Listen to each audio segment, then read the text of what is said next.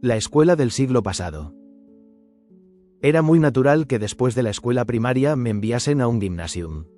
Todas las familias acomodadas velaban celosamente, aunque solo fuera por razones de apariencia social, por tener hijos cultos, les hacían estudiar francés e inglés, los familiarizaban con la música, les asignaban institutrices y, luego, preceptores particulares para que aprendieran buenos modales. Pero solo la llamada formación académica que llevaba a la universidad les confería un valor cabal en aquellos tiempos de liberalismo ilustrado. Por eso, toda buena familia aspiraba a que al menos uno de sus hijos llevase un título de doctor delante de su nombre. Ahora bien, aquel camino hacia la universidad resultaba bastante largo y no aparecía, ni mucho menos, sembrado de rosas. Era necesario pasar 5 años de escuela primaria y 8 de gymnasium, sentado en un banco de madera y a razón de 5 a 6 horas diarias, y durante el tiempo libre, hacer los deberes y, sobre todo, dedicarse a satisfacer las exigencias de la cultura general, fuera ya del marco de la escuela, francés, inglés, italiano, las lenguas vivas, al tiempo que las clásicas, latín y griego, es decir, 5 lenguas en total, además de geometría y física y las demás asignaturas escolares. Resultaba más que demasiado y casi no dejaba espacio para el desarrollo del cuerpo, el deporte y los paseos, y menos todavía para el ocio y la diversión. Recuerdo vagamente que a los 7 años nos obligaban a aprender de memoria y a cantar a coro una canción que hablaba de la alegre y feliz infancia. Aún me suena en los oídos la melodía de aquella cancioncita simple e ingenua, pero en aquel entonces me costaba pronunciar su letra y, aún más, vocearla a coro con convicción. Porque, si he de ser sincero, toda mi época escolar no fue sino un aburrimiento constante y agotador que aumentaba de año en año debido a mi impaciencia por librarme de aquel fastidio rutinario. No recuerdo haberme sentido alegre y feliz en ningún momento de mis años escolares monótonos, despiadados e insípidos que nos amargaron a conciencia la época más libre y hermosa de la vida, hasta tal punto que, lo confieso, ni siquiera hoy logro evitar una cierta envidia cuando veo con cuánta felicidad, libertad e independencia pueden desenvolverse los niños de este siglo. Al observarlos, todavía se me antoja increíble que los niños de hoy hablen con sus maestros con toda la naturalidad del mundo y casi a opair, que corran a la escuela sin miedo y, no como nosotros, con una sensación constante de insuficiencia, que puedan hablar sin ambajes, tanto en casa como en la escuela, de sus deseos e inclinaciones, propios de espíritus jóvenes y curiosos, son seres libres, independientes y naturales, todo lo contrario que nosotros, que, en cuanto pisábamos la casa odiada, teníamos que, como quien dice, recogernos sobre nosotros mismos para no topar de cabeza con el invisible yugo. Para nosotros, la escuela era una obligación, una monotonía tediosa, un lugar donde se tenía que asimilar, en dosis exactamente medidas, la ciencia de todo cuanto no vale la pena saber, unas materias escolásticas o escolastizadas que para nosotros no tenían relación alguna con el mundo real ni con nuestros intereses personales. Era un aprendizaje apático e insulso, dirigido no hacia la vida sino al aprendizaje en sí, cosas que nos imponía la vieja pedagogía. Y el único momento realmente feliz y alegre que debo a la escuela fue el día en que sus puertas se cerraron a mi espalda para siempre. No es que nuestras escuelas austríacas fueran intrínsecamente malas, todo lo contrario. El plan de estudios, como se llama ahora, era fruto de una experiencia secular, y si se hubiese llevado a la práctica de una manera atractiva y estimulante, habría podido constituir la base de una educación fructífera y bastante universal. Pero precisamente el hecho de que se ciñeran a pies juntillas a un plan tan estricto y a su fría esquematización, convertía nuestras horas lectivas en espantosamente áridas y muertas. El desalmado aparato de enseñanza no se ajustaba al individuo y, como una máquina automática, demostraba tan solo, con calificaciones de bien, aprobado y suspenso, hasta qué punto los alumnos habían correspondido a las exigencias del plan de estudios. Pero precisamente esa falta de sensibilidad humana, esa fría falta de personalidad y ese trato digno de un cuartel fueron los elementos que desencadenaron en nosotros una exasperación inconsciente. Estábamos obligados a aprendernos la lección y nos examinaban para comprobar lo que habíamos aprendido. En los 8 años, ningún maestro nos preguntó siquiera una vez qué queríamos aprender, y brilló completamente por su ausencia ese entusiasmo estimulante que todo joven anhela en secreto. La aludida sobriedad ya se ponía de manifiesto en el mero aspecto exterior de la escuela, un típico edificio funcional, levantado deprisa y corriendo para ahorrar dinero y hecho sin idea alguna. Con sus paredes frías y mal encaladas, sus aulas de techo bajo, sin cuadros ni adornos que alegrasen la vista, sus excusados que perfumaban toda la casa, aquel cuartel escolar era como un mueble viejo de hotel que una infinidad de gente ya ha usado antes, y otra lo hará después, con la misma indiferencia o asco. Ni siquiera hoy consigo desprenderme del tufo acerrado y podrido que rezumaba aquella casa, igual al de todos los edificios oficiales austríacos, y que nosotros llamábamos olor fiscal. Era un olor a habitaciones con demasiada calefacción, repletas e insuficientemente ventiladas, que primero penetra en la ropa y luego en el alma. Nos sentábamos en parejas, igual que los galeotes, sobre unos bancos de madera bajos que se nos clavaban en la espina dorsal hasta causarnos dolores de huesos. En invierno, la luz azulada de las llamas de gas sin pantalla temblaba encima de nuestros libros, mientras que en verano se corrían las cortinas de las ventanas, no fuera a ser que alguna mirada, a lo mejor soñadora, se nos escapase hacia el pequeño cuadrado de cielo azul y disfrutase de él. Aquel siglo no había descubierto todavía que el cuerpo joven en edad de crecimiento necesita de aire y del ejercicio físico. 10 minutos de descanso en un pasillo frío y estrecho se consideraban más que suficientes para contrarrestar las 4 o 5 horas en que permanecíamos encogidos e inmóviles. 2 veces por semana nos llevaban al gimnasio, con suelo de tablones de madera, donde corríamos sin ton ni son de un lado para otro, levantando a nuestro paso nubarrones de polvo de 1 metro. Trotábamos, además, a tientas, pues las ventanas estaban cerradas a cal y canto. Así se satisfacían las necesidades higiénicas y así cumplía el Estado su deber, que se resume en mens sana in corpore sano.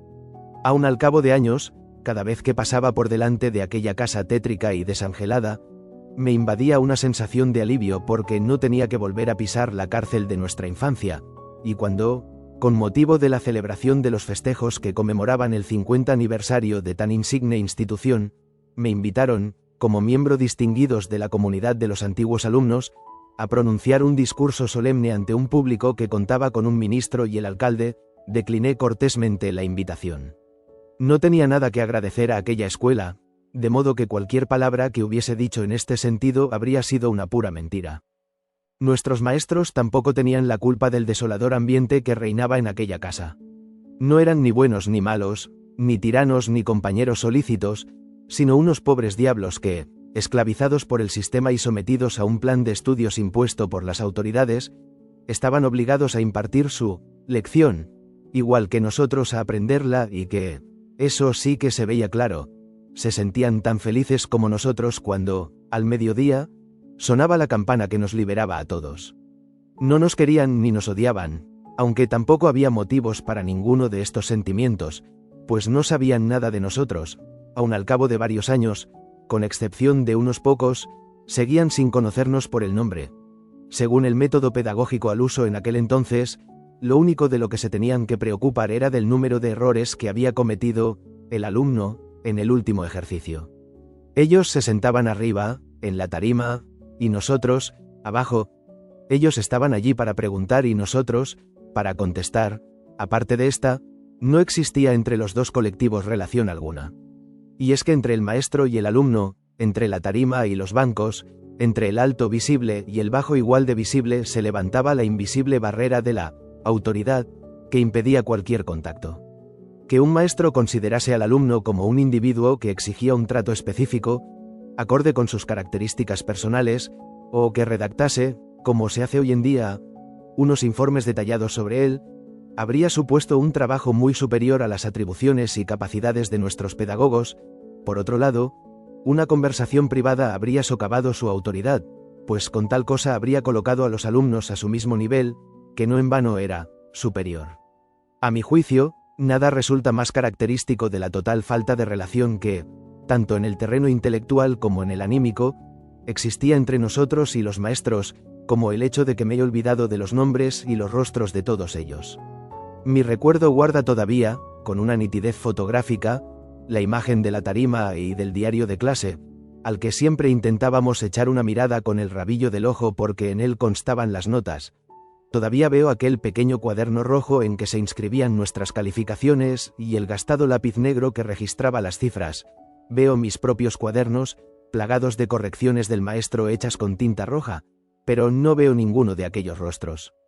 A lo mejor porque siempre permanecimos ante ellos con los ojos bajos o cerrados. Este sentimiento de insatisfacción hacia la escuela no era, en absoluto, una actitud personal. No recuerdo que ninguno de mis compañeros dejase de experimentar repugnancia al notar cómo aquel fastidio obstaculizaba, amargaba y reprimía nuestros mejores propósitos e intereses.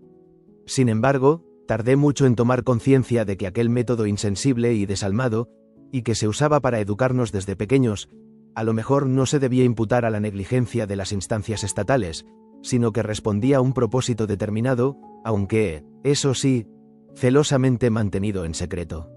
El mundo anterior o superior a nosotros, que organizaba todas sus ideas únicamente en torno al fetiche de la seguridad, no quería a los jóvenes, o, mejor dicho, siempre desconfiaba de ellos.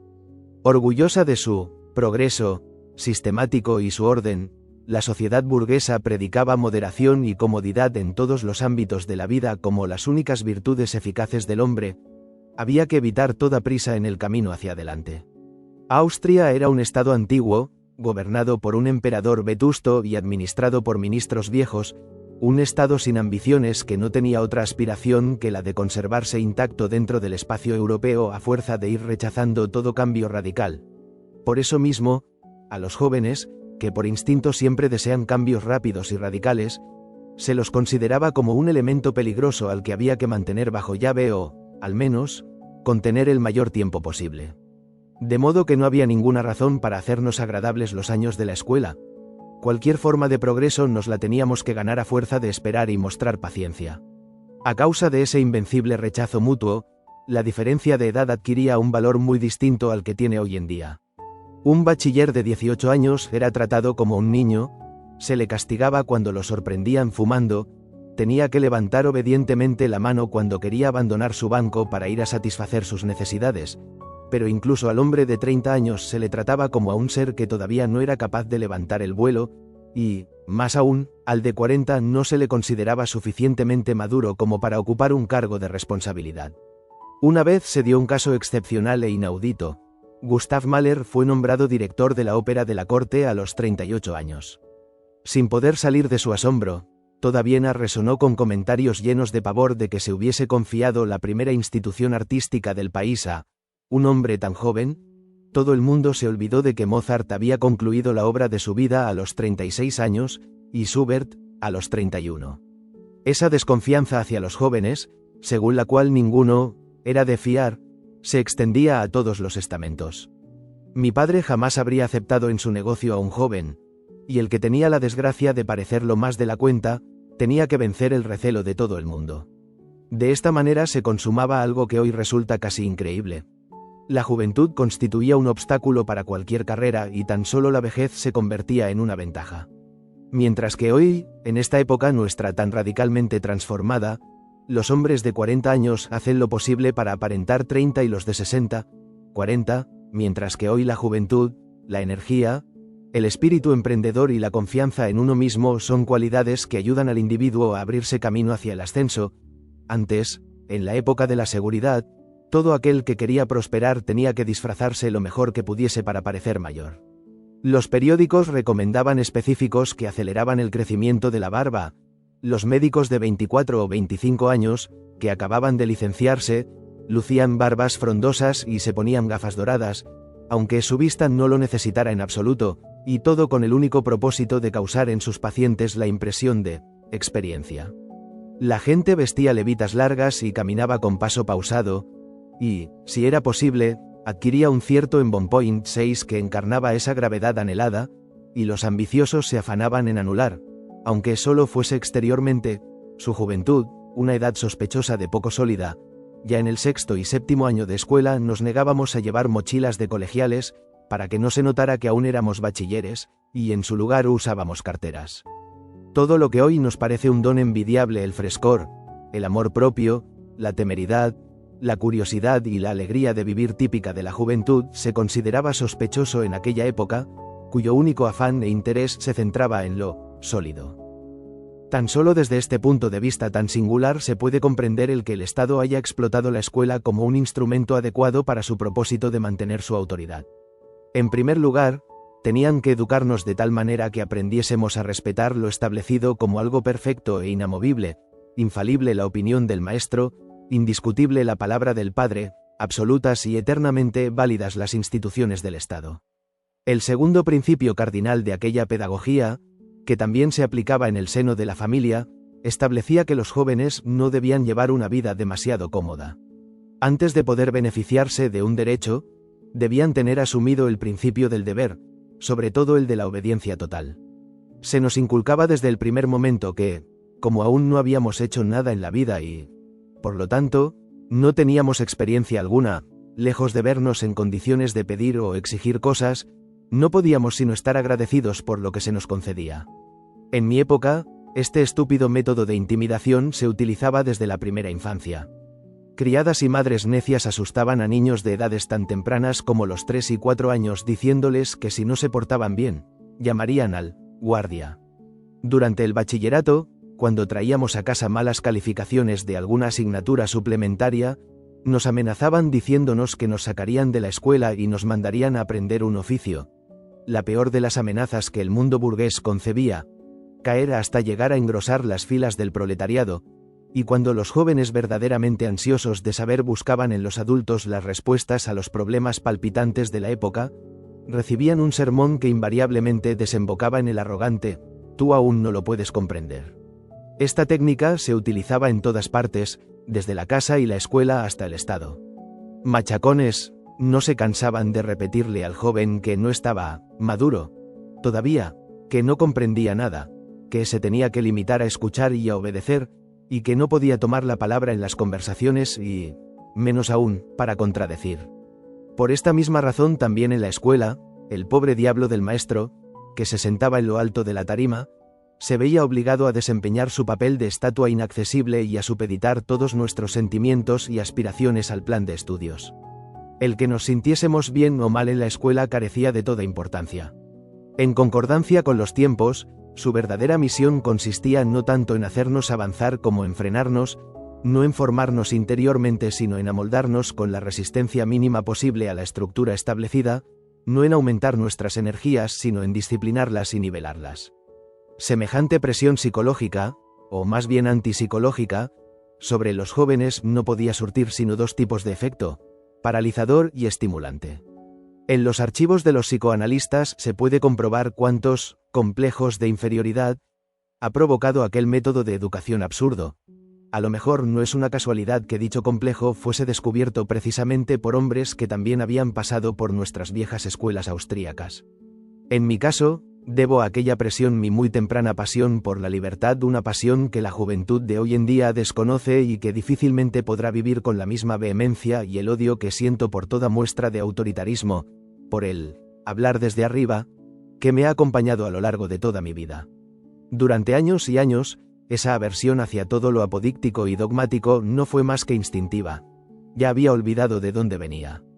Pero una vez, durante una gira de conferencias, cuando me habían reservado el aula magna de una universidad y descubrí de repente que debía hablar desde una tarima mientras que los oyentes se sentaban, formales y sin voto ni derecho de réplica, en los bancos de abajo, igual que nosotros en la escuela, se apoderó de mí un malestar repentino. Me acordé de cómo, a lo largo de todos mis años de colegial, había padecido esta oratoria ex cátedra, insolidaria, autoritaria y doctrinaria, y me estremecí de miedo de pensar que, al hablar desde una tarima, podía causar una impresión tan impersonal como la que nos causaban los maestros de antaño. Debido a esa inhibición, aquella conferencia fue la peor de mi vida. Hasta los 14 o 15 años aún nos las arreglábamos bastante bien en la escuela. Nos burlábamos de los maestros y aprendíamos las lecciones con una fría curiosidad. Pero llegó un momento en que la escuela ya no conseguía más que molestarnos y asquearnos. A la chita callando se produjo un fenómeno muy curioso. Unos muchachos, nosotros, que habíamos ingresado en el gymnasium a la edad de 10 años, ya lo superábamos intelectualmente en los primeros 4 de los 8 cursos. La escuela nos había dejado claro que en ella no aprenderíamos nada esencial y que de muchas materias que nos interesaban sabíamos incluso más que nuestros pobres maestros, los cuales, desde su época de estudiantes, no habían vuelto a abrir un libro movidos por un interés propio. También había otra contradicción que se hacía cada vez más evidente. En los bancos, donde en realidad permanecíamos sentados tan solo, con los pantalones y gracias, no oíamos nada nuevo ni nada que se nos antojase digno de saber, mientras que fuera palpitaba una ciudad llena de incentivos sugerentes, una ciudad con teatros, museos, librerías, universidad, música y que cada día proporcionaba nuevas sorpresas. De esta manera, nuestro afán de aprender, que estaba estancado, nuestra curiosidad intelectual, artística y de ocio, que en la escuela no encontraba alimento alguno, nos lanzó a una búsqueda apasionada de todo aquello que se producía muros afuera. Al principio fuimos tan solo 2 o 3 los que descubrimos en nuestro fuero interno esos intereses artísticos, literarios y musicales, pero después fuimos una docena y, al final, casi todos. Y es que el entusiasmo entre los jóvenes es un fenómeno contagioso. Dentro de un aula se transmite, del uno al otro, como el sarampión o la escarlatina, como entre los neófitos, que, movidos por una ambición infantil y vanidosa, siempre intentan superarse en su saber cuanto antes, y a fuerza de azuzarse se estimulan mutuamente. Vistas así las cosas, por eso mismo resulta más o menos accidental el cariz que toma esta pasión. Si en una clase hay un coleccionista de sellos, pronto saldrá una docena de locos semejantes. Si hay 3 que se entusiasman con las bailarinas, los demás también acabarán apostados, cada día y a pie firme, en la salida de artistas de la ópera. 3 cursos después del nuestro, hubo una clase que vivía obsesionada por el fútbol, y la inmediatamente anterior estaba poseída por el socialismo y por Tolstoy. Que por una casualidad yo cayera en una clase de fanáticos del arte, tal vez resultó decisivo para el rumbo que tomaría mi vida. En realidad, ese entusiasmo por el teatro, la literatura y el arte era algo muy natural en Viena. Los periódicos dedicaban espacios especiales a todos los acontecimientos culturales. Donde quiera que fuese uno siempre oía hablar a los adultos de la ópera o del Burgtheater, y en todas las papelerías se exponían retratos de los grandes actores. El deporte aún era considerado como una actividad de brutos de cuya práctica un bachiller más bien se debía avergonzar, y todavía no estaba inventado el cinematógrafo, con sus ideales para el consumo de masas. Además, tampoco de la casa paterna había que temer oposición alguna. El teatro y la literatura eran pasiones que entraban en el calificativo de inocentes, todo lo contrario que los juegos de naipes o las amistades femeninas. Por último, mi padre, al igual que todos los padres vieneses, de joven también había sido un enamorado del teatro y había asistido a la representación de Lohengrin dirigida por Wagner, y lo había hecho con el mismo entusiasmo que nosotros demostrábamos en los estrenos de Richard Strauss y de Gerhard Hauptmann. Porque era muy natural que los bachilleres acudiésemos en masa a los estrenos. Qué vergüenza ante los compañeros más afortunados si al día siguiente no podía uno relatar hasta el último detalle. Si nuestros maestros no hubiesen sido tan indiferentes, les habría tenido que llamar la atención el hecho de que en las tardes de cada gran estreno, para el cual teníamos que hacer cola desde las 3, con tal de conseguir las únicas localidades accesibles a nuestro bolsillo, caían enfermos, como por arte de magia, 2/3 del alumnado. Si nos hubiesen prestado más atención, habrían descubierto que tras el forro de nuestra gramática latina se ocultaban poemas de Rilke y que usábamos los cuadernos de matemáticas para copiar las poesías más bellas que extraíamos de los libros prestados en las bibliotecas. Cada día encontrábamos nuevas técnicas para aprovechar las aburridas horas de clase en beneficio de nuestras lecturas, mientras el maestro pronunciaba su gastada conferencia sobre la poesía ingenua y sentimental de Schiller. Nosotros leíamos bajo el pupitre a Nietzsche y a Strindberg, cuyos nombres el viejo ni siquiera había oído. Parecía poseernos una especie de fiebre de saber y conocer todo lo que se producía en el ámbito de las artes y de la ciencia. Por las tardes nos mezclábamos con los estudiantes de la universidad con el fin de asistir a sus clases, íbamos a todas las exposiciones de arte, acudíamos a las aulas de anatomía para ver autopsias. Aguzado el olfato de nuestra nariz indiscreta, husmeábamos en todo. Nos colábamos en los ensayos de la filarmónica, hurgábamos en las tiendas de los anticuarios, diariamente revisábamos las vitrinas de las librerías para enterarnos inmediatamente de cuáles eran las novedades desde la víspera. Y, sobre todo, leíamos, Leíamos todo lo que nos caía en las manos. Sacábamos libros de todas las bibliotecas públicas y, unos a otros, nos dejábamos prestados los hallazgos que conseguíamos encontrar. Pero la mejor academia, el lugar donde mejor se informaba uno de todas las novedades, era el café. Para comprenderlo, hay que saber que el Café Vienés es una institución muy especial, incomparable con ninguna otra a lo largo y ancho del mundo.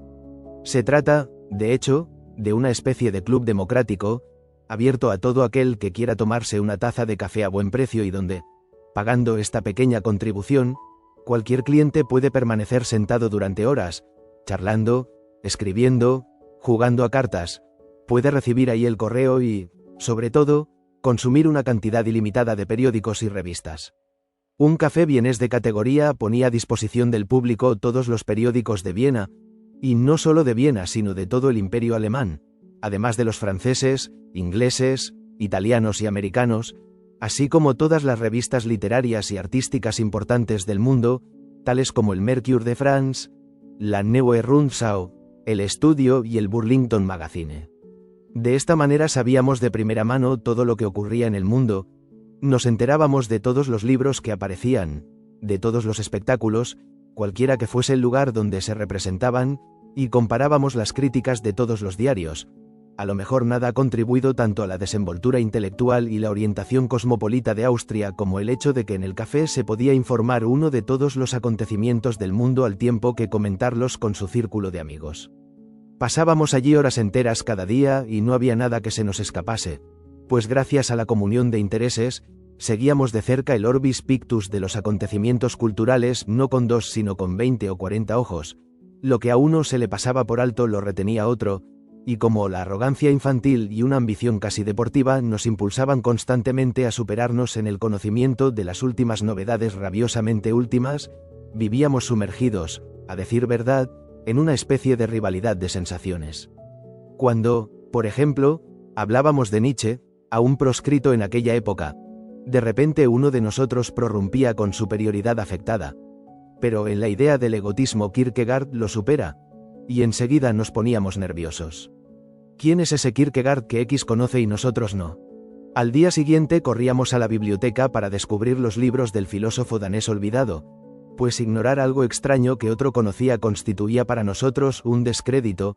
Nuestra pasión consistía precisamente en descubrir antes que nadie lo más reciente, lo rabiosamente nuevo, lo más extravagante e inusual, aquello que nadie, y menos aún la crítica literaria oficial de nuestros dignos periódicos, había tratado de forma exhaustiva. Conocer todo aquello que aún no gozaba de reconocimiento general, de difícil acceso, extravagante, nuevo y radical, despertaba nuestro amor especial. Por eso no había nada suficientemente escondido, por más peculiar que fuese, que nuestra ávida curiosidad colectiva no fuera capaz de sacar de su escondrijo. Stefan George o Rilke, por ejemplo, habían sido publicados, en nuestra época de bachilleres, en ediciones de 200 o 300 ejemplares en total, de los cuales a lo sumo 3 o 4 habían encontrado el camino de Viena. Ningún librero tenía uno solo de ellos en su almacén y ninguno de los críticos oficiales había mencionado tan siquiera el nombre de Rilke. Pero nuestro grupo, por un milagro de la voluntad, conocía todos sus versos y estrofas. Muchachos imberbes y enclenques que cada día tenían que permanecer sentados en los bancos de la escuela formábamos, a la hora de la verdad, el mejor de los públicos que un joven poeta puede soñar. Un público curioso, críticamente despierto y entusiasmado con entusiasmarse. Y es que nuestra capacidad de entusiasmo no tenía límite. Durante las horas de clase, yendo o volviendo de la escuela, en el café, en el teatro, durante los paseos, nosotros, mozalbetes de bigote incipiente, no hacíamos más que hablar acerca de libros, cuadros, música y filosofía. Quienquiera que actuara en público, fuese actor o director, el que había publicado un libro o escrito en un periódico, brillaba como una estrella en nuestro firmamento. Casi me llevo un buen susto cuando, años más tarde, leyendo la descripción que hace Balzac de su juventud, encontré la siguiente frase. Les gens célèbres étaient pour moi comme des dieux qui ne parlaient pas, ne marchaient pas, ne mangeaient pas comme les autres hommes. Las personas célebres eran para mí como dioses que no hablaban, no caminaban ni comían como los demás hombres. Y es que es exactamente esta la sensación que habíamos experimentado nosotros. Ver a Gustav Mahler por la calle era un acontecimiento que uno contaba al día siguiente a sus compañeros como un triunfo personal, y la vez que, siendo niño, fui presentado a Johannes Brahms y él me dio un golpecito amistoso en el hombro, pasé varios días trastornado por tan formidable suceso. Cierto que a mis 12 años no tenía una idea exacta de lo que había hecho Brahms, pero su mera fama, su aura de creador, producía un efecto embriagador. Un estreno de Gerhard Hauptmann en el Burgtheater tenía turbada a toda nuestra clase durante semanas, mucho antes de que empezasen los ensayos. Nos acercábamos a los actores y figurantes para ser los primeros en saber antes que los demás el argumento y el reparto. Para cortarnos el pelo, acudíamos al barbero del teatro. No me avergüenzo de relatar aquí también nuestros disparates, con el único fin de poder cazar al vuelo alguna noticia secreta sobre la Walter o Sonnenthal, y éramos de lo más simpáticos con un alumno de clase inferior, sobornándolo con todo tipo de atenciones, solo porque era sobrino del jefe técnico de iluminación de la ópera y gracias a él a veces podíamos, durante los ensayos, escabullirnos hasta el escenario. El mero hecho de pisarlo nos producía un estremecimiento que superaba al de Dante cuando se elevó a los círculos sagrados del paraíso. Tan poderosa era para nosotros la resplandeciente fuerza de la fama que nos imponía respeto aun después de que hubiera mermado. Una pobre anciana nos parecía un ser sobrenatural porque era bisnieta de Franz Schubert, e incluso al ayudante de cámara de Joseph Kainz lo acompañábamos con mirada respetuosa por la calle, porque tenía la suerte de poder hallarse personalmente cerca del más querido y genial de los actores.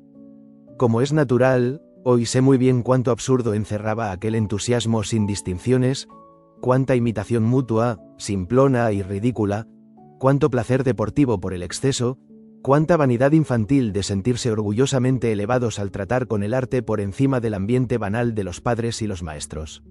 Aún así, todavía hoy me sorprende la de cosas que sabíamos de niños gracias a esa exaltación de la pasión literaria y lo pronto que adquirimos la capacidad crítica gracias a ese afán irrefrenable por discutir y analizarlo todo. A mis 16 años no tan solo conocía todas las poesías de Baudelaire y de Walt Whitman, sino que me sabía de memoria las más importantes, y creo que en ninguna época ulterior de mi vida había leído con tanta intensidad como en los años de gymnasium y de universidad. Huelga decir que nos resultaban familiares nombres que aún tenían que esperar una década para gozar de reconocimiento entre el público general. Me quedaban grabadas en la memoria incluso las cosas más efímeras, por tanto ardor con que las había absorbido. En cierta ocasión conté a mi admirado Paul Valéry a cuánto tiempo se remontaba nuestro conocimiento literario. Hacía ya 30 años que yo había leído, deleitándome, unos versos suyos. Valéry me obsequió con una sonrisa jovial.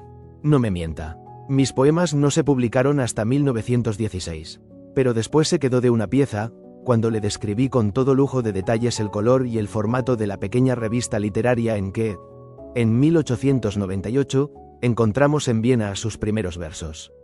Pero si ni siquiera en París la conocía más que un puñado de personas, dijo, atónito. ¿Cómo pudo usted conseguirla en Viena? De la misma manera en que usted, siendo estudiante de bachillerato en su ciudad de provincias, consiguió las poesías de Mallarmé, tan poco conocidas de la literatura oficial, le pude contestar. Y él me dio la razón. Los jóvenes descubren a sus poetas porque quieren descubrirlos.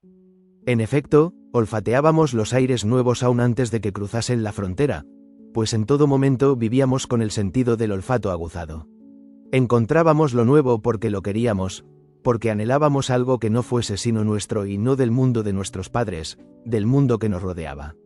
Los jóvenes, al igual que algunos animales, poseen un instinto exquisito para detectar la llegada de cambios atmosféricos.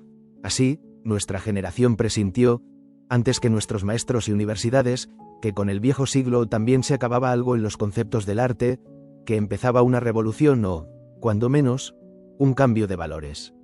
Los buenos y sólidos maestros de la época de nuestros padres, Gottfried Keller en la literatura, Ibsen en el teatro, Johannes Brahms en la música, Libel en la pintura, Eduard von Hartmann en la filosofía, contenían, a nuestro entender, toda la prudencia y circunspección del mundo de la seguridad. A pesar de su maestría técnica e intelectual, ya no nos interesaban. Sentíamos instintivamente que su ritmo frío y bien temperado era extraño al de nuestra sangre inquieta y que tampoco podía marchar al paso del ritmo acelerado de la época. Precisamente por entonces vivía en Viena el espíritu más despierto de la generación alemana más joven, Hermann Bahr, que combatía, furibundo, como un espadachín del espíritu, a favor de todo lo naciente y venidero. Gracias a él se inauguró en Viena la secesión, que, ante el terror de la vieja escuela, exhibió a los impresionistas y los puntillistas de París, al noruego Munch, al belga Robs y a todos los extremistas imaginables. Con todo aquello se alanó con acento agudo el camino al advenimiento de sus desdeñados predecesores, Grunwald, el Greco y Goya. De golpe y porrazo todo el mundo aprendió una nueva manera de ver las cosas al tiempo que, en la música, descubría nuevos ritmos y timbres con Mussorgsky, Debussy, Strauss y Schönberg, con Zola, Strindberg y Hauptmann. En la literatura irrumpió el realismo, la naturaleza demoníaca eslava con Dostoyevsky, una sublimación y un refinamiento del arte poético, desconocidos hasta entonces, con Verlaine, Rimbaud y Mallarmé. Nietzsche revolucionó la filosofía. En lugar de la sobrecargada construcción clasicista, una arquitectura más libre y atrevida proclamaba edificios funcionales sin ornamentación. De repente quedó destruido el viejo orden cómodo y plácido, se cuestionaron las normas de la obra, estéticamente bella, Hanslick, vigentes e infalibles hasta entonces, y mientras los críticos oficiales de nuestros sólidos periódicos burgueses se horrorizaban ante unos experimentos a menudo temerarios e intentaban frenar la corriente imparable con anatemas de decadente o anárquico, los jóvenes nos lanzábamos con entusiasmo al fragor de las aguas, allí donde las olas golpeaban con más furia. Teníamos la sensación de asistir al nacimiento de una nueva era, la nuestra, en que por fin se hacía justicia a la juventud. Y así, nuestra pasión, que escudriñaba y rebuscaba inquieta, de pronto cobró un sentido. Los muchachos de los bancos escolares podíamos participar en aquellas batallas, rabiosas y a menudo encarnizadas, por el nuevo arte. Dondequiera que se llevase a cabo un experimento, como, por ejemplo, un estreno de Wedekind o un recital de la nueva lírica, ahí sin falta acudíamos nosotros con todas nuestras fuerzas, y no solo anímicas, sino también las de nuestras manos. En una ocasión, en el estreno de una obra atonal de juventud de Arnold Schönberg, fui testigo de cómo, después de que un señor del público mostró su desaprobación con un sonoro silbido, mi amigo Busbeck le propinó un bofetón no menos sonoro. En todas partes constituíamos la avanzadilla de choque y la vanguardia de todo tipo de arte nuevo, simplemente porque era nuevo, porque quería cambiar el mundo, porque lo hacía por nosotros, a quienes ahora tocaba el turno de vivir nuestra vida. Porque sentíamos que nostra res agitur, pero también había algo más que nos interesaba y fascinaba de ese arte nuevo, más allá de toda medida, el hecho de que, casi exclusivamente, era el arte de gente joven. En la generación de nuestros padres, un poeta o un músico no llegaba a granjearse prestigio antes de haber sido probado, de haberse adaptado al calmado y establecido gusto de la sociedad burguesa. Todos los hombres a los que nos habían enseñado a respetar se comportaban y actuaban de una manera respetable. Wilbrandt, Evers, Felix Dan, Paul Heise, Lembach, esos favoritos de su época desaparecidos tiempo a, llevaban sus hermosas barbas entre canas posadas sobre sus poéticas chaquetas de terciopelo. Se dejaban fotografiar en poses pensativas, siempre en una actitud digna y poética, se comportaban como consejeros áulicos y excelentísimos señores y, como tales, lucían sus condecoraciones. A los jóvenes poetas, pintores y músicos, por el contrario, se los definía, en el mejor de los casos, como talentos prometedores, pero de momento se dejaba en compás de espera cualquier signo de reconocimiento positivo de su obra. Aquella época de prudencia no gustaba de otorgar su favor prematuramente, antes de que el agraciado hubiese acreditado unos resultados sólidos, labor de años. Pero todos los nuevos poetas, músicos y pintores eran jóvenes. Gerhard Hauptmann, surgido inesperadamente del más absoluto de los anonimatos, a sus 30 años dominaba por completo la escena alemana. Stefan George y Rainer Maria Rilke, a los 23, es decir, antes de que la ley austríaca le declarara a uno mayor de edad, ya gozaban de fama literaria y tenían seguidores fanáticos. En nuestra ciudad apareció de la noche a la mañana el grupo de la Joven Viena, con Arthur Schnitzler, Hermann Bahr, Richard Birhoffmann y Peter Altenberg, en cuyo seno la cultura específicamente austríaca halló por vez primera una expresión auténticamente europea, gracias al refinamiento de todos los medios artísticos. Pero había, por encima de todo, una figura que nos fascinaba, seducía, embriagaba y entusiasmaba, el portentoso y único fenómeno de Hugo von Hofmannsthal, en quien nuestra juventud vio realizadas no solo sus aspiraciones más elevadas, sino también una perfección poética absoluta que se encarnaba en la persona de alguien que tenía casi su misma edad. La figura del joven Hofmannsthal es y será recordada como uno de los grandes prodigios de la perfección precoz. A esta edad, exceptuando a Keats y a Rimbaud, no conozco en toda la literatura universal ningún otro ejemplo de tal infalibilidad en el dominio de la lengua, de semejante envergadura del ideal de la inspiración y de tal saturación de la sustancia poética hasta en la frase más accidental, como el de este genio grandioso, que ya a sus 16 y 17 años, con sus versos indelebles y una prosa insuperable hasta hoy, quedó inscrito en los anales eternos de la lengua alemana. Sus insospechados inicios y su simultánea perfección constituyen un fenómeno que difícilmente puede repetirse en una misma generación. Por eso las primeras personas que tuvieron conocimiento de su obra quedaron maravilladas ante aquella increíble aparición, casi como si se tratase de un hecho sobrenatural. Hermann Bahr me habló en muchas ocasiones de su atónito asombro el día en que había recibido un artículo para su revista, fechado en la propia Viena y firmado por un tal Loris, nombre que desconocía. A los estudiantes de bachillerato les estaba prohibido firmar con su propio nombre. Entre las colaboraciones que recibía desde todos los confines del mundo jamás se había encontrado con una que derramase, por así decir, con mano fácil tanta riqueza y que lo hiciese con una lengua tan noble y alada. ¿Quién era el tal Loris? ¿Quién era el desconocido? Se preguntaba. Un hombre mayor, seguro, que ha ido destilando en silencio sus conocimientos a lo largo de los años y en misteriosa clausura ha cultivado la esencia más sublime de la lengua hasta convertirla en una magia casi voluptuosa. Y semejante sabio, un poeta de tan altas dotes, vivía en la misma ciudad y él jamás había tenido noticia de su existencia. Bahr escribió enseguida al desconocido, citándolo para una entrevista en un café, el famoso Café Griensteidel, el cuartel general de la literatura joven. De pronto se acercó a su mesa, con pasos livianos al tiempo que apresurados, un bachiller delgado, aún imberbe y vestido con pantalón corto, hizo una reverencia en señal de saludo y, con una voz aguda que aún no había mudado del todo, dijo en tono seco y decidido: Hofmannsthal. Yo soy Loris. Aun al cabo de años, siempre que Bahr hablaba de su estupefacción, se notaba lo impresionado que estaba. En un primer momento se resistió a creerlo. Un bachiller que poseyese tal dominio del arte, tal clarividencia, una visión tan profunda y un conocimiento tan impresionante de la vida antes de vivirla. Arthur Schnitzler me contó casi lo mismo. En aquella época todavía era médico, puesto que, de momento, sus primeros éxitos literarios no parecían poderle garantizar, ni mucho menos, medios de vida dignos, pero ya se le consideraba el líder de la joven Viena, y los más jóvenes acudían a él en busca de opiniones y consejos. En casa de unos conocidos accidentales conoció a un muchachito delgado, bachiller por más señas, cuya inteligencia ágil le llamó la atención, y cuando dicho estudiante le pidió el favor de poderle leer una pequeña pieza de teatro en verso, lo invitó gustoso a su piso de soltero, aunque, a decir verdad, sin hacerse demasiadas ilusiones. Un opúsculo de estudiante, pensó, sentimental o pseudo-clásico. Invitó a la velada a unos cuantos amigos. Hofmannsthal se presentó allí con su pantalón corto y, un poco nervioso y cohibido, empezó a leer. Al cabo de unos minutos, me contó Schnitzler, de pronto nos vimos escuchándolo con el oído aguzado y, casi asustados, intercambiamos miradas de admiración.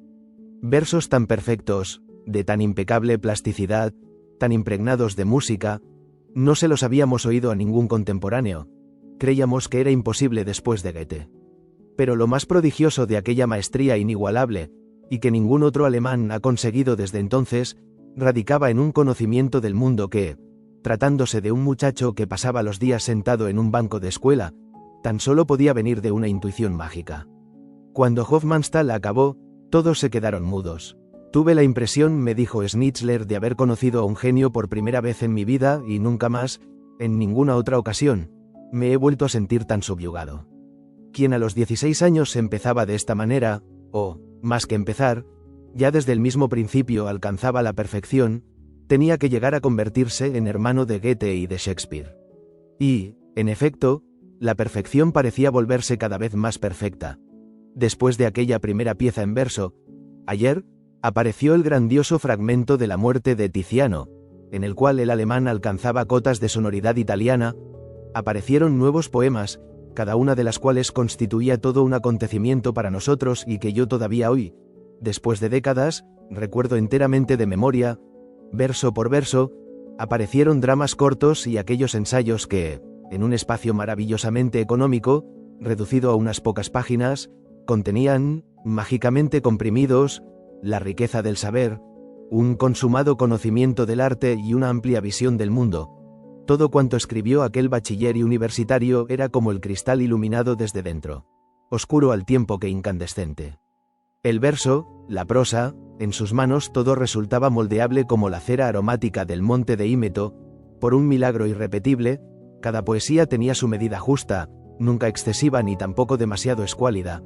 Se notaba que algo inconsciente e incomprensible lo debía de guiar secretamente por esos caminos hasta los parajes jamás pisados. A duras penas consigo transmitir la fascinación que este fenómeno producía en nosotros, que habíamos sido educados para rastrear y percibir valores. Al fin y al cabo, ¿qué puede resultar más embriagador para una generación joven que saber que a su lado, en su propio seno, vive de carne y hueso un poeta puro, sublime, poeta que nadie concebía sino bajo las formas legendarias de un Hölderlin, un Keats y un Leopardi, inaccesible y ya convertido en un sueño y una visión? Por eso mismo guardo tan nítido el recuerdo del día en que por vez primera vi a Hofmannsthal en persona.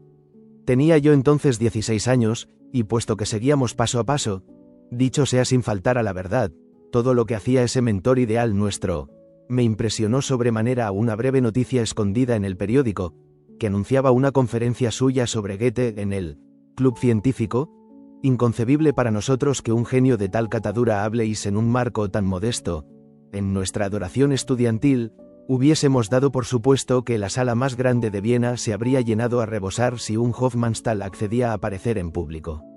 Pero gracias a aquel suceso tuve la oportunidad de volver a darme cuenta de hasta qué punto nosotros, los insignificantes alumnos de bachillerato, aventajábamos al gran público y a la crítica oficial en nuestras valoraciones, en nuestro instinto para lo imperecedero, instinto que se demostró infalible, y no tan solo en este caso. En la estrecha sala se había reunido un auditorio compuesto por 10 o 12 docenas de personas en total. No había hecho falta, por lo tanto, que, llevado por mi impaciencia, apareciese allí media hora antes con el fin de asegurarme un asiento. Esperamos un rato y, luego, un joven delgado en cuyo aspecto nada llamaba la atención pasó de pronto en medio de las filas en dirección a la tarima y se puso a hablar tan de repente y con tanto ímpetu que apenas me dio tiempo de observarlo a conciencia. Con su bigote suave, no acabado de formarse todavía, y su figura elástica, Hofmannsthal parecía aún más joven de lo que ya me había imaginado. Su rostro, de perfil marcado y de tez oscura, un tanto italiano, aparecía tenso a causa de los nervios, y aumentaba tal impresión la inquietud que se reflejaba en sus ojos aterciopelados, muy miopes. Más que ponerse, se diría que se lanzó a hablar, como lo hace un nadador a las aguas que le son familiares, y cuanto más hablaba, más libres se volvían sus gestos y más afianzada aparecía su figura. En cuanto se hallaba en medio del elemento espiritual, lo subrayé más tarde en muchas conversaciones privadas, su embarazo inicial daba paso a una liviandad y una viveza extraordinarias, como suele suceder a los hombres inspirados. Tan solo en las primeras frases me daba cuenta de que no tenía una voz bonita, tirando a estridente y a veces muy próxima a falsete, pero sus palabras no tardaban en elevarnos hasta tales alturas de libertad que ya no nos percatábamos del timbre de su voz y, a menudo, ni tan solo de su cara. Hablaba sin manuscrito, sin apuntes, a lo mejor incluso sin una minuciosa preparación previa, y, sin embargo, cada una de sus frases tenía ese halo de perfección que nace con naturalidad del sentido mágico de la forma. Las antítesis más osadas se desplegaban ante el público, cegadoras, para acabar diluyéndose en formulaciones claras al tiempo que sorprendentes. A todos nos asaltó la subyugante impresión de que lo que nos ofrecía no eran más que migajas arrancadas casualmente de un acervo mucho más grande, de que él, tan alado como estaba y tan elevado a esferas superiores, podía seguir hablando durante horas enteras sin empobrecer el discurso ni rebajar su nivel. También en años posteriores, durante el curso de conversaciones privadas, seguí experimentando la fuerza mágica de ese inventor del canto fluido y del diálogo ágil y chispeante, como lo definió, elogioso, Stefan George. Inquieto, distraído, sensible, expuesto a los cambios atmosféricos, a menudo gruñón y nervioso en el trato personal, no resultaba fácil acercársele. Sin embargo, en el momento en que algo atraía su interés, se convertía en una llamarada, en un solo vuelo, cual fulgurante cohete encendido, elevaba el debate hasta su propia esfera, un universo que no estaba sino a su alcance. Exceptuando acaso a Valéry, poeta de pensamiento cristalino y más mesurado, y al impetuoso Keyserling, nunca he vivido la experiencia de una conversación de tan alto vuelo intelectual como la suya. En aquellos momentos de auténtica inspiración, su memoria demoníacamente despierta lo tenía presente todo, se puede decir que de una manera casi física. Los libros que había leído, los cuadros y los paisajes que había visto, una metáfora enlazaba con la siguiente con la misma naturalidad con que se enlazan las dos manos, las perspectivas se alzaban cual decorados inesperados que surgían de un horizonte que ya se creía cerrado. En aquella conferencia sentí por primera vez y volví a experimentar la misma sensación en conversaciones privadas ulteriores ese flatus, el hálito vivificante y embelesador de lo inconmensurable, de lo que no se puede abarcar con la sola razón. En cierto sentido, Hofmannsthal jamás superó ese milagro único en que se había convertido entre sus 16 y 24 años. No es que admire menos muchas de sus obras posteriores, los espléndidos artículos, el fragmento de Andreas, ese tronco de la tal vez más bella novela en lengua alemana, y algunas partes de sus dramas. Sin embargo, con esa complicidad suya tan estrecha con el teatro real y los intereses de su época, con esa conciencia suya tan clara y lo ambicioso de sus proyectos, perdió una parte de su excelencia intuitiva, de la inspiración pura de aquellas primeras poesías de adolescente y, con ello, también de la embriaguez y el éxtasis de nuestra juventud. Con el saber mágico propio de la edad joven, presentimos que tamaño milagro de nuestra juventud era único y que no se volvería a repetir en nuestra vida. Balzac ha descrito de manera incomparable cómo el ejemplo de Napoleón había electrizado a toda una generación en Francia. El deslumbrante ascenso del pequeño teniente Bonaparte al trono imperial del mundo, para él significó no tan solo el triunfo de una persona, sino también la victoria de la idea de la juventud. El hecho de que no fuera necesario haber nacido príncipe o noble para alcanzar el poder a temprana edad, de que se pudiera proceder de una familia modesta, cuando no pobre, y, sin embargo, llegar a ser general a los 24 años, soberano de Francia a los 30 y, poco después, del mundo entero, ese éxito sin igual arrancó a centenares de personas de sus pequeños oficios y sus pequeñas ciudades de provincia. El teniente Bonaparte calentó la cabeza a toda una generación de jóvenes. Los impelió hacia una ambición más elevada. Creó a los generales de su gran ejército al igual que a los héroes y los arribistas de la comedia humaine. Siempre que un solo joven alcanza, tras el primer impulso, algo que hasta entonces parecía inalcanzable, sea en el campo que sea, con el mero éxito de su empresa alienta a toda la juventud que lo rodea o lo sigue. En este sentido, Hofmannsthal y Rilke significaron para nosotros, los jóvenes, para nuestras aún inmaduras energías, un impulso extraordinario. Aun sin esperar que ninguno de nosotros pudiese repetir el milagro de Hofmannsthal, nos fortalecía su mera existencia física, la cual, se puede decir así, demostraba óptica y fehacientemente que el poeta era posible también en nuestra época, en nuestra ciudad, en nuestro entorno. Al fin y al cabo, su padre, un director de banco, procedía del mismo estamento judío burgués que todos nosotros. El genio se había formado en una casa parecida a la nuestra, con iguales muebles y la misma moral de clase, había ido al mismo instituto estéril, había estudiado con los mismos manuales y se había sentado durante 8 años en los mismos bancos de madera, mostrando la misma impaciencia y la misma pasión por los valores del espíritu que nosotros. Y he aquí que, mientras aún desgastaba los pantalones contra aquellos bancos y se veía obligado a patear el gimnasio de un lado a otro, ya había conseguido superar, con su salto al infinito, la estrechez del espacio de la ciudad y la familia. A través de Hofmannsthal quedó demostrado, en cierta manera ad oculos, que, en principio, era posible crear poesía, y poesía perfecta, también a nuestra edad, aún en la atmósfera carcelaria de un instituto austríaco. Incluso era posible, qué seducción tan inmensa para un espíritu adolescente, verse publicado, elogiado y famoso, mientras en casa y en la escuela aún se nos consideraba como seres insignificantes, seres sin acabar. Rilke, a su vez, significó para nosotros un estímulo de otra naturaleza, que completaba el de Hofmannsthal con un efecto sedante. Porque rivalizar con Hofmannsthal habría parecido blasfemo hasta al más osado de entre nosotros. Sabíamos que era un prodigio inimitable de perfección precoz que no se podía repetir, y cuando, a nuestros 16 años, comparábamos nuestros propios versos con los ya celebérrimos que él había escrito a la misma edad, nos moríamos de vergüenza. Asimismo, nos sentíamos humillados en nuestro saber ante el vuelo de águila con el que él, todavía en el instituto, había recorrido el universo del espíritu. Rilke también había empezado a escribir y a publicar versos igual de pronto, a los 17 o 18 años, pero, a diferencia de Hofmannsthal, además en el sentido absoluto, sus poesías resultaban inmaduras, infantiles e ingenuas, solo con indulgencia se podía hallar en ellas algunas huellas de un talento áureo.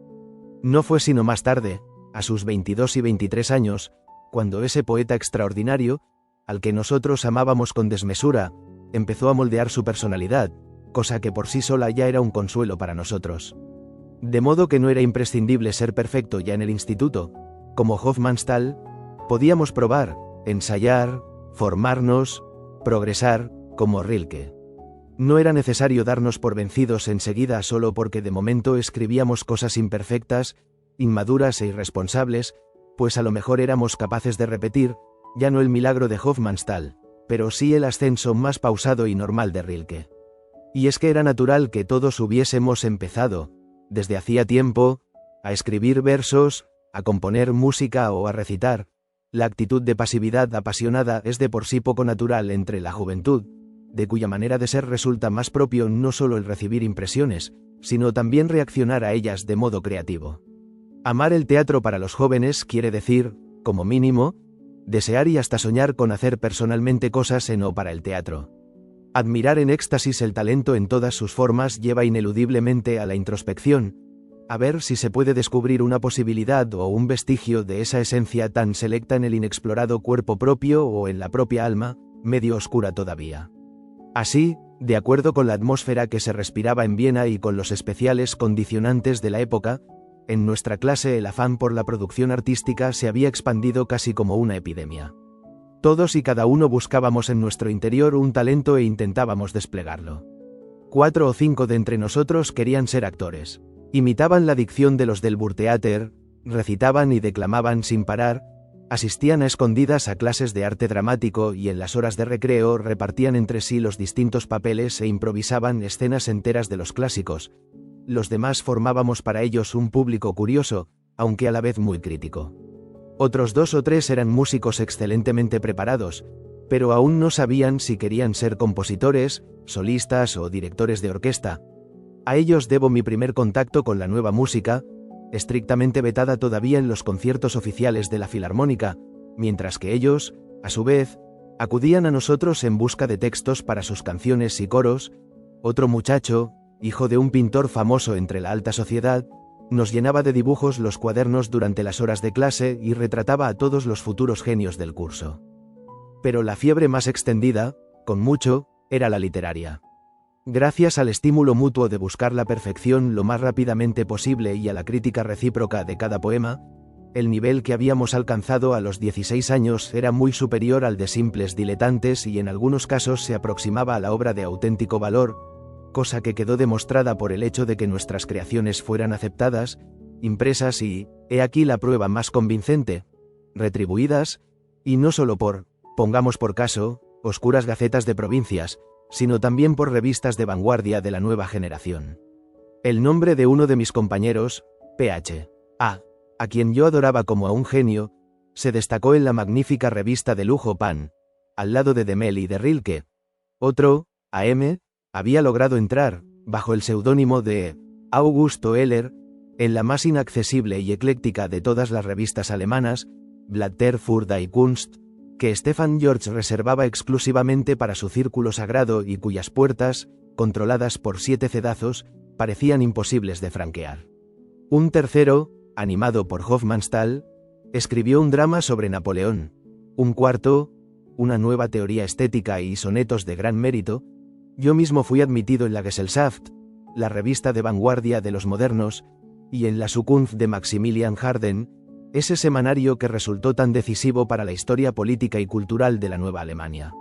Mirando hoy hacia atrás, tengo que confesar con toda objetividad que la suma de nuestro saber, el refinamiento de nuestra técnica literaria y nuestro nivel artístico eran francamente sorprendentes en unos muchachos de 17 años, y solo se pueden explicar a través del fulgurante ejemplo de la madurez tan fantástica como precoz que demostró Hofmannsthal, ejemplo que nos obligaba a un esfuerzo apasionado por hacer lo máximo con tal de salir airosos ante los otros, aunque no fuese más que a medias.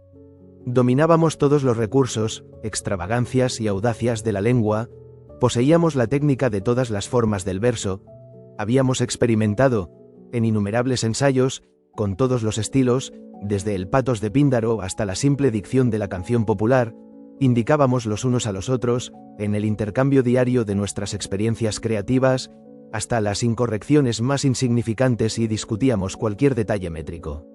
Mientras los buenos de nuestros profesores inocentemente nos seguían marcando con tinta roja las comas que faltaban en las redacciones escolares, nosotros nos dedicábamos a ejercer otro tipo de crítica y lo hacíamos aplicando una severidad, un conocimiento artístico y una meticulosidad que ni siquiera desplegaban al abordar las obras maestras clásicas los papas de la literatura oficial de los grandes diarios, de modo que en los últimos años de la escuela, también sacamos ventaja a esos críticos ya consagrados y famosos, y todo gracias a aquel fanatismo nuestro en cuanto al juicio técnico y la capacidad de expresión artística. Esta descripción, realmente verídica, de nuestra precocidad literaria podría llevar a pensar que éramos una clase especial y prodigiosa. En absoluto, el mismo fenómeno de fanatismo y talento precoz se podía observar en aquel momento en una docena de escuelas vecinas de Viena, y en el mismo grado. No podía tratarse de una casualidad. En la ciudad reinaba una atmósfera especialmente propicia, condicionada por su humus artístico, por una época política, por la constelación de nuevas orientaciones intelectuales y literarias que, apremiándose mutuamente, aparecieron en aquel momento a caballo entre dos siglos y que se combinaron químicamente en nosotros infundiéndonos la inmanente voluntad de crear, voluntad que, mirándolo bien, es propia, casi por naturaleza, de esta época de la vida. Al fin y al cabo, durante la pubertad, la poesía o al menos el impulso hacia ella invade a todo joven, aunque solo sea como una oleada, si bien es cierto que tal inclinación traspasa pocas veces la frontera de la juventud. Ni uno solo de los 5 actores que se sentaban en los bancos de nuestra escuela subió más tarde a un escenario real. Los poetas de Pan y de Blatter Furda y Kunz se desinflaron tras aquel primer impulso sorprendente y se convirtieron en honorables abogados y funcionarios que hoy, a lo mejor, esbozan una sonrisa melancólica o irónica al recordar sus ambiciones de antaño. Yo soy el único de todos ellos en quien ha pervivido aquella pasión creadora y para quien dicha pasión se ha vuelto la esencia y el sentido de toda una vida. Pero con qué agradecimiento recuerdo aún aquel compañerismo. ¿Cómo me ha ayudado? Aquellas discusiones enardecidas, aquella superación impetuosa, aquella admiración y crítica mutuas, cómo y cuán pronto me agudizaron la mano y el nervio, cómo me abrieron y ensancharon la visión del cosmos espiritual, cómo nos dio alas a todos para elevarnos por encima del desierto y la tristeza de nuestra escuela. Oh, arte hechicero, cuántas horas grises. Cada vez que evoco esta canción de Schubert, nos veo, en una especie de visión plástica, sentados sobre nuestros miserables bancos escolares, con los hombros caídos y, después, camino de casa, con el rostro radiante y la mirada encendida, criticando y recitando poesía apasionadamente, olvidada toda atadura con el espacio y el tiempo, realmente, sumidos en un mundo mejor. Tamaña monomanía del fanatismo por el arte, una sobreestimación de lo estético llevada hasta el absurdo, solo se podía ejercer, naturalmente, a costa de los intereses normales propios de nuestra edad.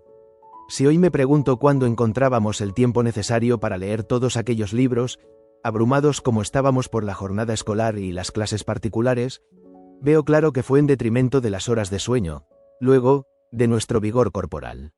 No ocurrió nunca que dejase la lectura antes de la 1 o las 2 de la madrugada, aun cuando me tenía que levantar a las 7. Un vicio, ese de leer 1 hora o 2 por más tarde que se hiciera, que ya no he abandonado nunca más. Y así, no recuerdo haber ido a la escuela, sino saliendo de casa deprisa y corriendo en el último minuto, sin haber dormido lo suficiente y sin haberme lavado como es debido, y masticando el bocadillo por el camino. Así, no es extraño que, con toda nuestra intelectualidad, todos tuviésemos el aspecto demacrado y verde de la fruta inmadura y, además, bastante dejado en lo tocante a nuestra manera de vestir. Es que cada céntimo de nuestro dinero de bolsillo lo gastábamos en teatro, conciertos o libros, y, por otro lado, tampoco nos preocupaba mucho ni poco el gustar a las niñas, puesto que nuestra pretensión radicaba en impresionar en cosas muy superiores. Salir a pasear con muchachas nos parecía una pérdida de tiempo, pues, en nuestra arrogancia intelectual, a priori considerábamos al otro sexo intelectualmente inferior y no queríamos malgastar nuestras preciosas horas en conversaciones banales. Tampoco sería nada fácil hacer entender a un joven de hoy hasta qué punto ignorábamos, y hasta despreciábamos, todo lo relacionado con el deporte. Lo cierto es que, en el siglo pasado, aún no había llegado a nuestro continente la ola deportiva. Aún no había estadios donde 100.000 personas bramasen de entusiasmo cuando un boxeador descargaba un puñetazo en la mandíbula del otro. Los periódicos todavía no enviaban a sus reporteros para que, con fervor homérico, llenasen columnas y más columnas informando de un partido de hockey. En nuestra época, la lucha, los clubs de atletismo, los récords de pesos pesados todavía se consideraban como actividades de suburbio y formaban su público carniceros y ganapanes. Como mucho, unas cuantas veces al año, las carreras de caballos, más nobles y aristocráticas, atraían al hipódromo a la llamada buena sociedad, pero no así a nosotros, que considerábamos cualquier actividad física como una absoluta pérdida de tiempo. A los 13 años, cuando me empezó a atacar aquella infección intelectual literaria, dejé el patinaje sobre hielo y usé en la compra de libros el dinero que me daban mis padres para las clases de baile. A los 18 aún no sabía nadar ni bailar ni jugar a tenis. Incluso hoy no sé montar en bicicleta ni conducir un automóvil, y en materia deportiva cualquier niño de 10 años me puede poner en ridículo. Ni siquiera ahora, en 1941, sé muy bien cuál es la diferencia entre béisbol y fútbol, entre hockey y polo, y las páginas de deportes de los periódicos, con su lenguaje criptográfico, se me antojan escritas en chino. Me he mantenido imperturbable ante todos los récords deportivos de velocidad o de habilidad, adoptando el punto de vista del Shah de Persia, quien, cuando lo querían animar a que asistiese a un derbi, manifestó, con sabiduría oriental: ¿para qué? Ya sé que un caballo puede correr más que otro. Me es del todo indiferente cuál. Tan despreciable como entrenar el cuerpo, nos parecía malgastar el tiempo en el juego.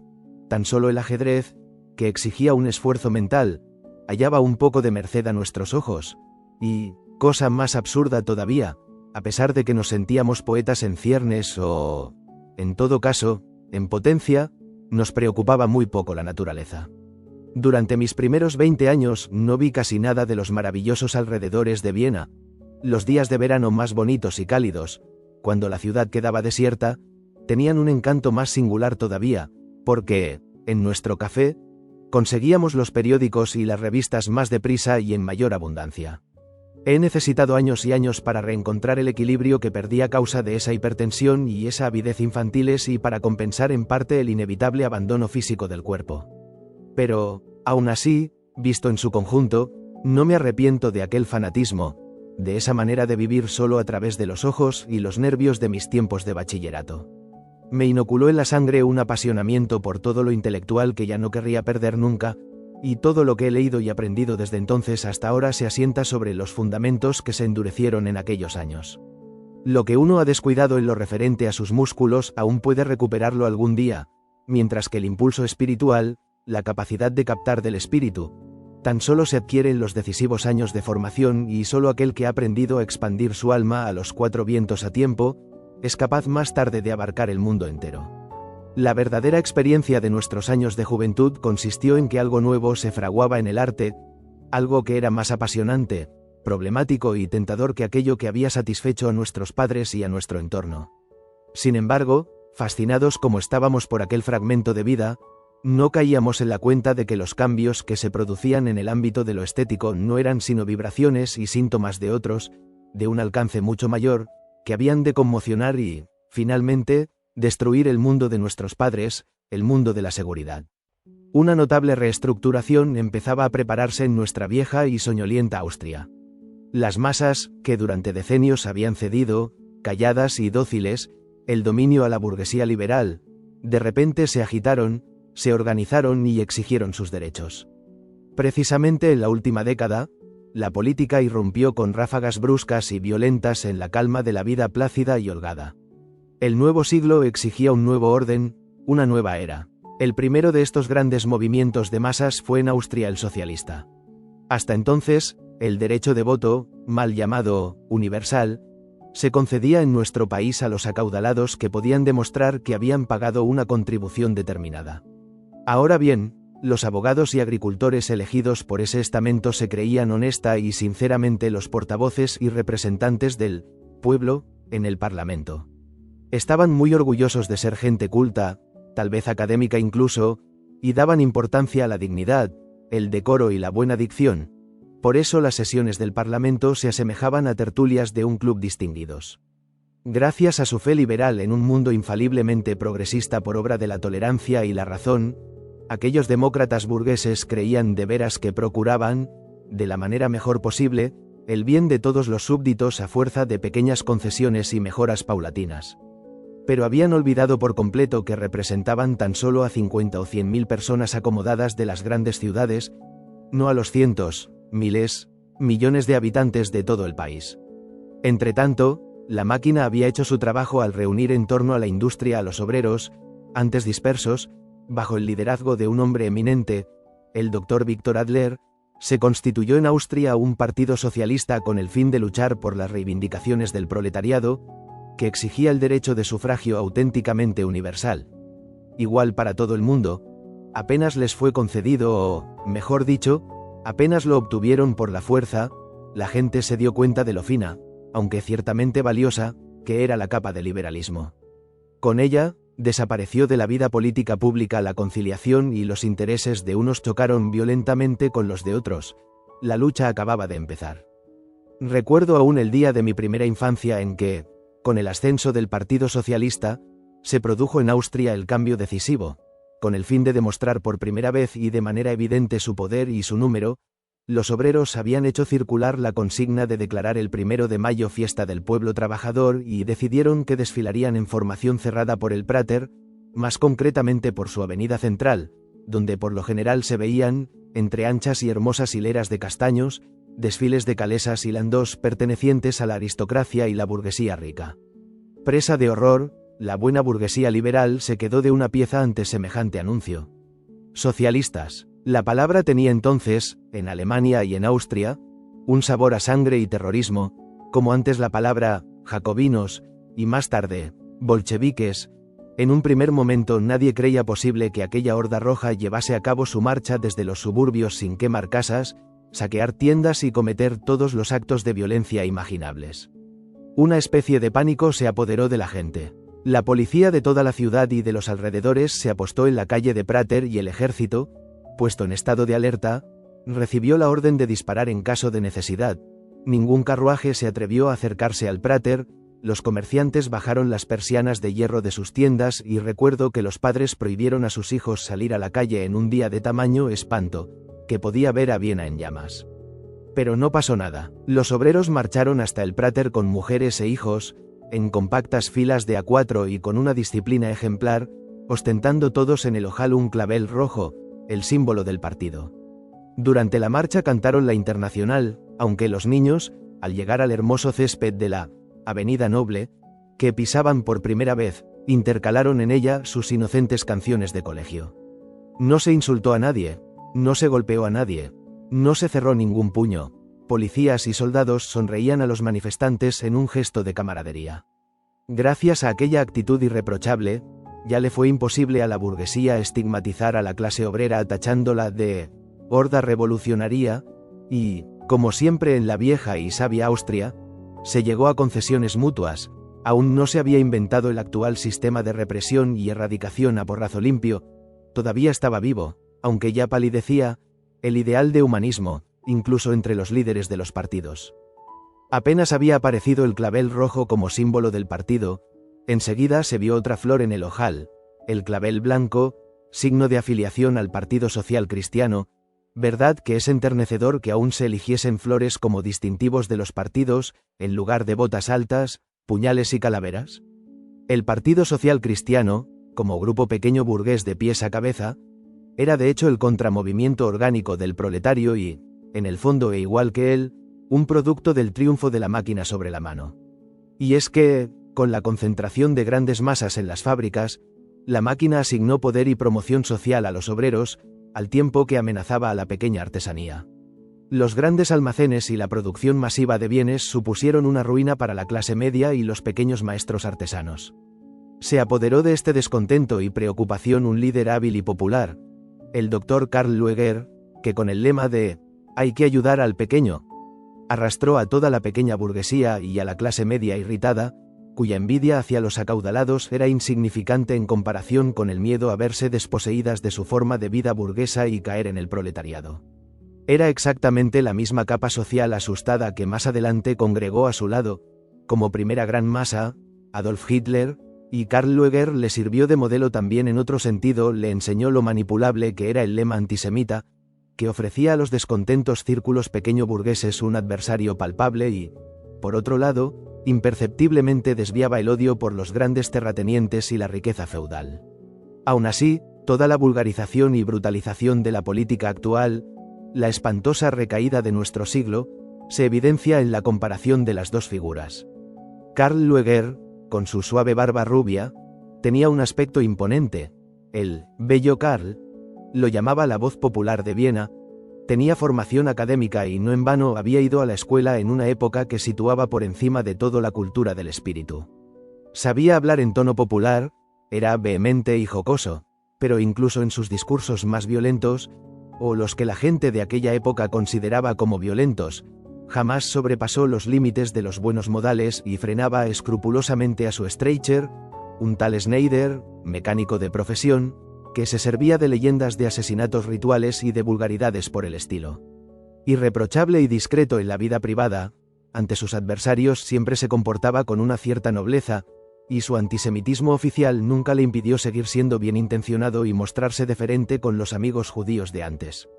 Cuando, finalmente, su movimiento ganó el ayuntamiento de Viena y él fue nombrado alcalde, después de que el emperador Francisco José, que aborrecía las tendencias antisemitas, se hubiera negado por 2 veces a sancionar ese nombramiento, su administración se mantuvo impecablemente justa y modélicamente democrática. Los judíos, que habían temblado de miedo ante la victoria del partido antisemita, siguieron disfrutando de los mismos derechos y merecían la misma consideración de antes.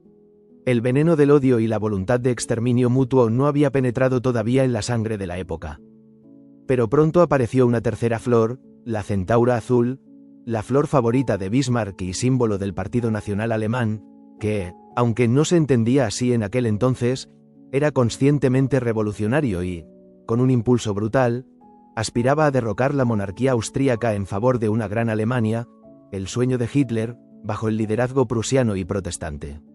Mientras el Partido Social Cristiano estaba arraigado en Viena y en el campo y el socialista en los centros industriales, el nacional alemán tenía a sus partidarios concentrados casi exclusivamente en los territorios fronterizos de Bohemia y los Alpes. Numéricamente débil, compensaba su insignificancia con una agresividad salvaje y una brutalidad desmesurada. Sus escasos diputados se convirtieron en el terror y la deshonra, en el sentido antiguo, del Parlamento austríaco. Es en sus ideas y sus técnicas donde tiene su origen Hitler, también un austríaco de frontera. De Georg von Sonnen tomó el grito de «Separémonos de Roma», que por entonces seguían con obediencia germánica miles de partidarios nacional alemanes que, para irritar al emperador y al clero, se pasaron del catolicismo al protestantismo. También de él adoptaron la teoría antisemita de la raza. En la raza radica la porquería, decía un ilustre modelo, así como, tal vez lo más importante, la utilización de una tropa de asalto salvaje que dispersaba manifestaciones a puñetazo limpio y, con ella, el principio de la intimidación por el terror de un grupo reducido contra una mayoría numéricamente superior, pero humanamente más pasiva. Lo que las hacían para el nacionalsocialismo, dispersar reuniones a fuerza de porrazos, irrumpir en plena noche en las casas de sus adversarios y pegarles palizas, para el Partido Nacional Alemán lo hacían las asociaciones de estudiantes, que, protegidas por la inmunidad académica, instalaron el terror del garrotazo, militarmente organizadas, acudían al primer grito o silbato para desfilar en cada acción política. Aquellos jóvenes de caras tajadas, borrachos y brutales, agrupados en las llamadas corporaciones de estudiantes, dominaban el aula porque, además de llevar gorras y bandas como los otros, iban armados con duros y pesados garrotes, provocando sin cesar, pegaban palizas ya a los estudiantes eslavos, ya a los judíos, ya a los católicos, ya a los italianos, y a los indefensos los expulsaban de la universidad. No hubo paseo, como se llamaban los desfiles estudiantiles de los sábados, sin que corriera sangre.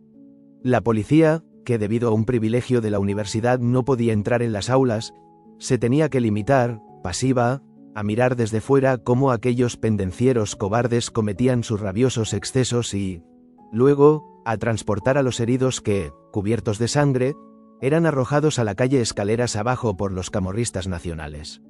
Cada vez que el Partido Nacional Alemán Austríaco, pequeño pero fanfarrón, quería conseguir algo por la fuerza, mandaba por delante a esta tropa estudiantil de asalto. Cuando el conde Badeni, con la aprobación del emperador y del parlamento, promulgó un decreto sobre lenguas que debía poner paz entre las distintas naciones de Austria, y que probablemente habría alargado unas décadas la vida de la monarquía, aquel puñado de exaltados o CUP o con acento agudo la Ringstrasse. Tuvo que salir la caballería, se desenfundaron los sables y se oyeron disparos.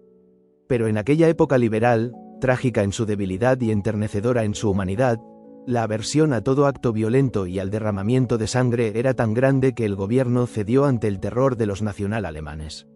El primer ministro dimitió y el decreto sobre lenguas, completamente leal, fue derogado.